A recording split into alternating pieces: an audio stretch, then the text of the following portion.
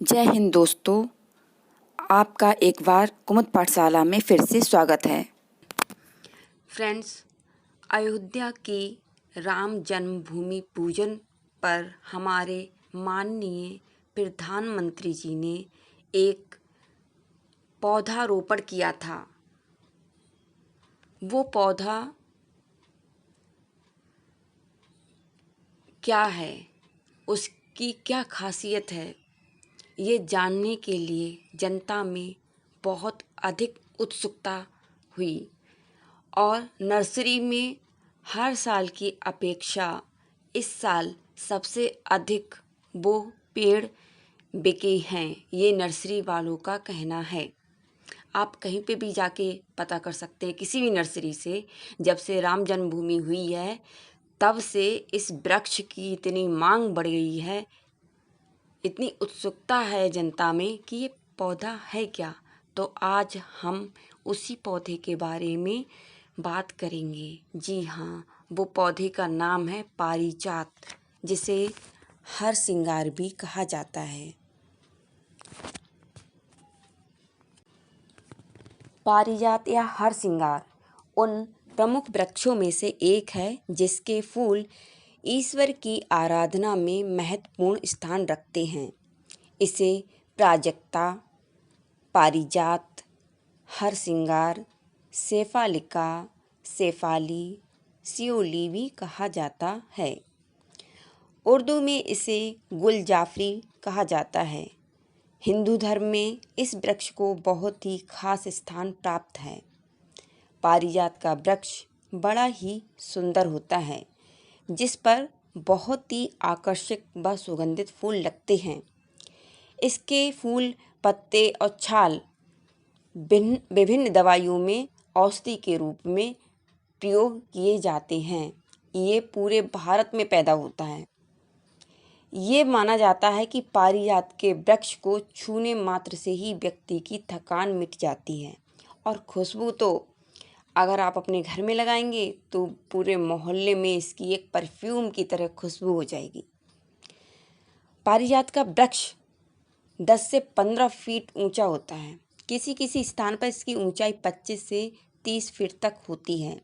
यह वृक्ष पूरे भारत में उगता है। विशेष रूप से पारिजात बाग बगीचों में लगा हुआ मिलता है।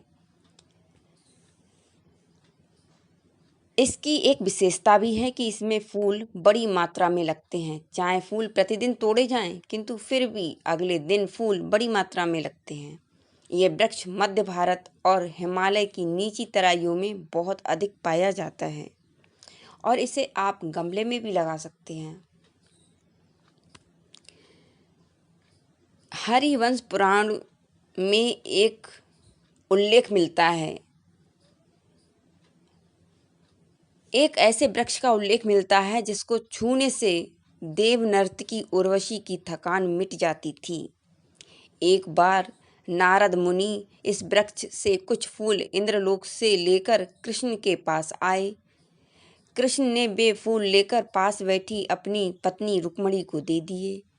इसके बाद नारद कृष्ण की दूसरी पत्नी सत्यभामा के पास गए, उनसे ये सारी बात बता दी। सत्यभामा को नारद ने बताया कि इंद्रलोक के दिव्य फूल कृष्ण ने रुक्मणी को दे दिए हैं। ये सुनकर सत्यभामा का तो क्रोध बहुत बढ़ गया और उन्होंने कृष्ण के पास जाकर कहा कि उन्हें पारिजात के वृक्ष चाहिए, पारिजात का पूरा वृक्ष चाहिए। कृष्ण ने कहा कि वे तो इंद्र से पारिजात का वृक्ष अवश्य लाकर सत्यभामा को देंगे। ऐसी ये कथा आती है। नारद जी इस तरह से झगड़ा लगाकर इंद्र के पास आए और कहा कि स्वर्ग के दिव्य पारिजात को लेने के लिए कुछ लोग मृत्युलोक से आने वाले हैं, पर पारिजात का वृक्ष तो इंद्रलोक की शोभा है और इसे यहीं रहना चाहिए। जब कृष्ण सत्यभामा के साथ इंद्रलोक आए तो कृष्ण ने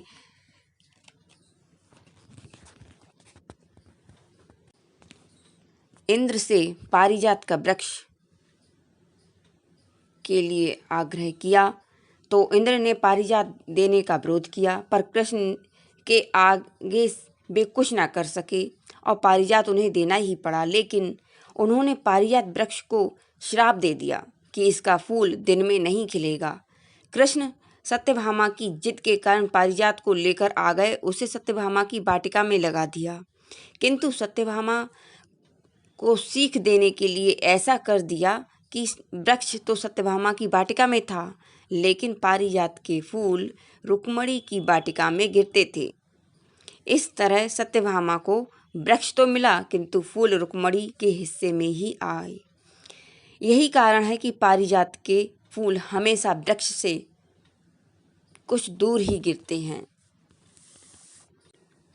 इसके बारे में एक और मान्यता है कि एक पारिजात नाम की एक राजकुमारी हुआ करती थी, जिसे भगवान सूर्य से बहुत प्रेम हो गया था।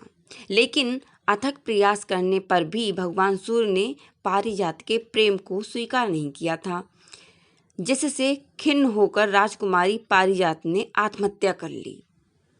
जिस स्थान पर पारिजात की कब्र बनी, वहीं से पारिजात नामक वृक्ष ने जन्म लिया।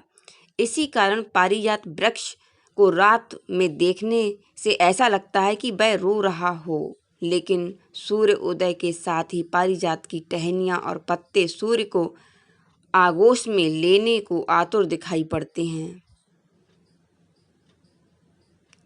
ज्योतिष विज्ञान में भी पारिजात का विशेष महत्व बताया गया है और माँ लक्ष्मी को भी ये बहुत पसंद है।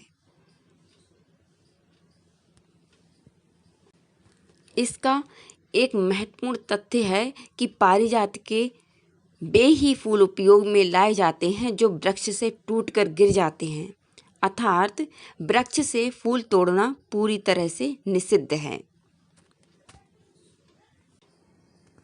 पारिजात वृक्ष को लेकर एक गहन अध्ययन कर चुके रुड़की के कुंवर हरि सिंह के अनुसार यूं पारिजात वृक्ष की प्रजाति भारत में नहीं पाई जाती है, लेकिन भारत में एकमात्र पारिजात वृक्ष आज भी उत्तर प्रदेश के बाराबंकी जनपद में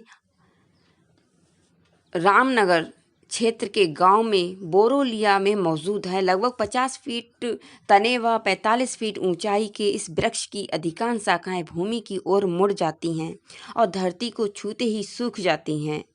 एक साल में सिर्फ एक बार जून माह में सफ़ेद व पीले रंग के फूलों से सुसज्जित होने वाला ये वृक्ष सिर्फ खुशबू बिखेरता है, बल्कि देखने में भी बहुत सुंदर होता है और आयु की दृष्टि से 1000 से 5000 वर्ष तक जीवित रहने वाले इस वृक्ष को वनस्पति शास्त्री एडोसोनिया वर्ग का मानते हैं, जिसकी दुनिया भर में सिर्फ 5 प्रजातियां पाई जाती हैं। इनमें से एक डिजाहार्ट है। पारिजात वृक्ष इसी डिजाहार्ट प्रजाति का है। बाराबंकी स्थित पारिजात वृक्ष की एक और मान्यता है। मान्यता के अनुसार पारिजात वृक्ष की उत्पत्ति समुद्र मंथन में हुई थी, जिसे इंद्र ने अपनी वाटिका में रोप दिया था। कहा जाता है कि जब पांडव पुत्र माता कुंती के साथ अज्ञातवास व्यतीत कर रहे थे, तब उन्होंने सत्यभामा की वाटिका में से पारिजात को लेकर बोरोलिया गांव में रोपित कर दिया था। तभी से पारिजात गांव बोरोलिया की शोभा बना हुआ है। देश भर से श्रद्धालु अपनी थकान मिटाने के लिए और मनौती आदि मांगने के लिए पारिजात वृक्ष की पूजा अर्चना करते हैं।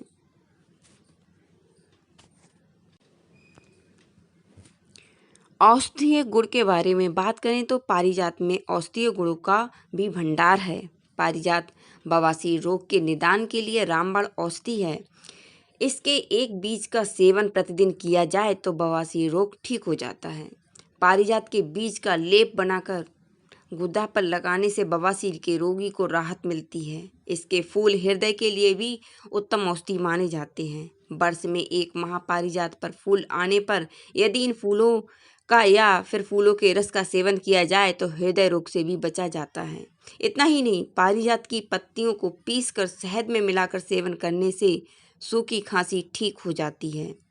इसी तरह पारिजात की पत्तियों को पीसकर त्वचा पर लगाने से त्वचा संबंधी रोग ठीक हो जाते हैं। पारिजात की पत्तियों से बने हर्बल तेल का भी त्वचा रोगों में भरपूर इस्तेमाल किया जाता है। पारिजात की कोपल को यदि 5 काली मिर्च के साथ महिलाएं सेवन करें तो महिलाओं को स्त्री रोग में भी लाभ मिलता है। वही पारिजात के बीज जहां बालों के लिए सीरम का काम करते हैं तो इनकी पत्तियों का जूस कोनिक बुखार को भी ठीक करता है।